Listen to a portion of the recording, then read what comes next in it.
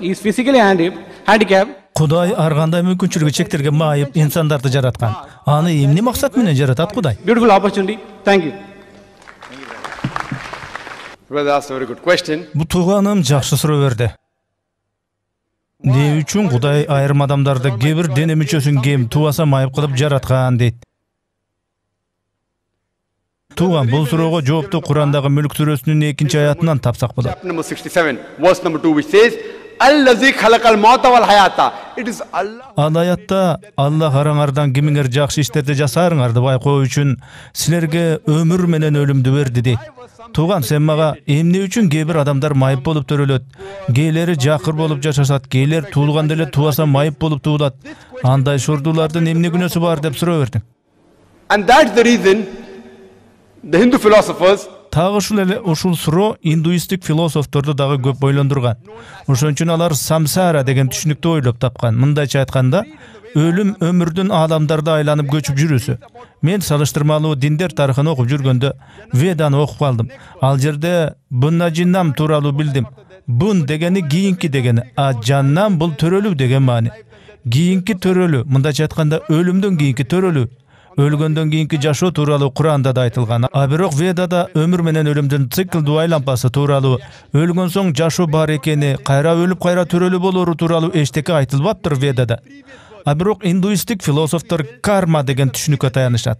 Карма мыйзамы боюнча ар бир кыймылга каршы кыймыл болот делинет. Ушул түшүнүккө таянып индуистик философтор тубаса майып төрөлгөндөр мурунку жашоосунда жаман иштерди кылгандыр, ошондайынан кемтиги бар туулган чыгар дешет. Бирок мындай түшүнүк индустардын дининдеги эң бир авторитеттүү Веда китебинде такыр эле жок. Бир гана жеринде өлгөндөн кийинки жашоо тууралуу айтылат. Андай түшүнүк мусулмандарда да, христиандарда да бар. Бирок индуистик философтордун бири дагы неге кээ адамдар тубаса майып болуп туулары тууралуу суроого ынанылуу жооп бере алышкан эмес. Болгону алар адам өлгөндө алардын менталдык жана физикалык сапаттары өзгөрөт. Эгер тирүүчүлүктө адам жаман иштерди кылса, кийинки жашоосунда майып болуп жарыкка келет деген түшүнүктү бетке тутушат. А эгер бу жашоодо адам жакшы иштерди жасап өтсө, кийинки жашоосунда да жашоосу мурункудан да мыкты өтөт деп эсептешет. Алардын оюнча эң жогорку даража бул инсан болуп төрөлүү. Бул өмүрдө өтө жаман иштерди көп кылгандар кийинки жашоосунда башка бир жандык, макулук болуп дүйнөгө келет имиш. Мисалы мышык же ит болуп, мындайча айтканда даражасы ылдыйлайт дегенде. Суроо бергим келет. Учурда кылмыштардын саны көбөйүп атабы же азайып атабы? Көбөйүп атат. Буга кошулат болушуңуздар керек. Бүгүнкү күндө адамзаттын саны азайып атабы же көбөйүп атабы? Көбөйүп атат. А тиги философтордун ою менен барсак кандай болуп калат? Кылмыштуулук көбөйүп атса, анда адамдардын саны азайышы керек эле го? Баары тескерисинче болуп атпайбы? increasing. If I agree with the logic that good deeds make you an inferior being, then the population of human beings should decrease. But yet the query, why some human beings are born? Суроо пайда болот. Эмне үчүн кээ адамдар жакыр, кедей, айрымдары тубаса майып? Буга чейин айттым. Жоопту Курандагы Мүлк сүрөсүнүн 2-ші аятынан табабыз. Аллах араңардан кимиңер жакшы иштерди жасарыңарды байкоо үчүн силерге өмүр менен өлүмдү берди дейт. Бизге берилген ушул жашоо тек сыноо, акыретке даярдык. Бул тирүүлүктөгү экзаменди кантип тапшырасың, ошого жараша тыянак чыгарылат. Аллах ар бир адамдан суракты ар кандай чалат. Мисалы, ар жылы экзамендик сыноолордогу суроолор өзгөртүлүп турат. Суроолор улам эле мурункудай опокшош боло берсе, анын эмнеси экзамен?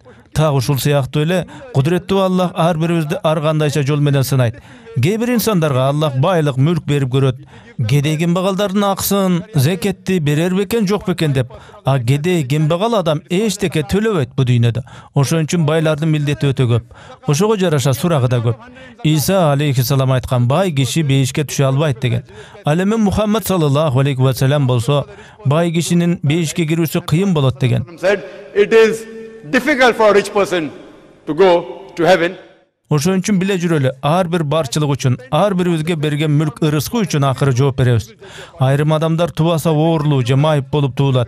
Мына ошентип майып туулган ымыркайда эмне күнөө деген суроо болушу мүмкүн. Бүт бөбөктөр, ымыркайлар күнөөдөн таза экенин баарыбыз билебиз, буга ишенебиз. А бирок Аллах айтып атат: бул утурумдук дүйнөдө силерге берилген бала чака жубайыңар, силерге берилген сыноо деп атат. Майып ымыркай балким ата-эне үчүн сыноо. Мүмкүн ошол ата-эненин ыйманы Кудайга ишеними күчтүүдүр. Жараткан алардын ыйманын текшерип көрүү үчүн андан да күчтүүрөөк сыноо берип, оорулуу майып бала менен сынагысы келгендир. Сыноо канчалык оор көп болсо, анын акысына берилчү сыйлык дагы ошончолук жогору болот.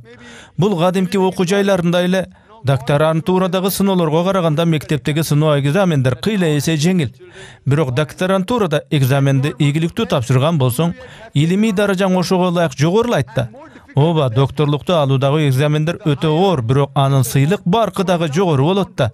Демек сыноо канчалык күчтүү оор болсо, анын акыбети сыйлыгы да ошончолук жогору болот. Бу жарык дүйнө өтөр кетер утурумдук экенин, сыноо үчүн берилгенин унутпоо керек. Кийинки жашоо болсо түбөлүк. Бу дүйнөнүн да, аркы дүйнөнүн да сыйлыгы болот. Бу тирүүлүктө ар пендени Кудай ар кыл деңгээлде сынайт.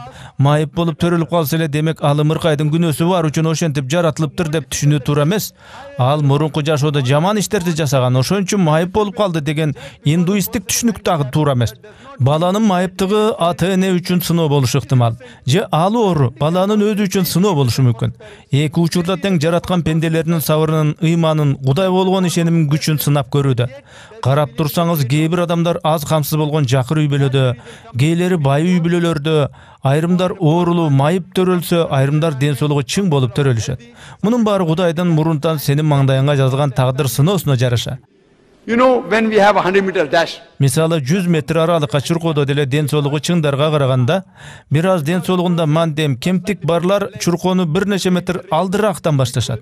Андыктан Кудай кээ бир адамдарга башкаларга берген жыргалдарды бербесе, демек алардын сыноосу да ошого жараша болот. taken away from certain human beings, Эгер экзамендер кыйын болсо, текшерүүчүлөр анын кыйындыгын эске алып студентке бир аз жеңилдиктерди бериши мүмкүн. if the examination paper is very easy, the teacher corrects the paper very strictly. Ошон үчүн Аллах инсандарды ар кыл кылып жараткан.